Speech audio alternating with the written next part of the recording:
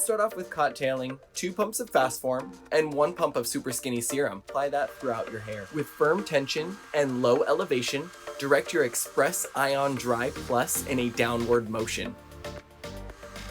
Continue to work your way up the head, taking diagonal sections.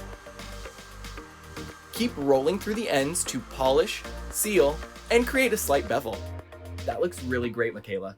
Let's start off by applying hot off the press throughout your hair for thermal protection. You'll want to take a diagonal section. Now, start to smooth using your Express Ion Smooth Plus. Perfect. Make sure the hair is clipped up and out of the way for an easier smoothing experience. Focus on the hairline and thoroughly iron from base to ends. Now you can finish with Paul Mitchell Gloss Drops. This is going to give you a frizz-free finish. Focus on the ends first, and then work your way up with the remaining product. Gorgeous.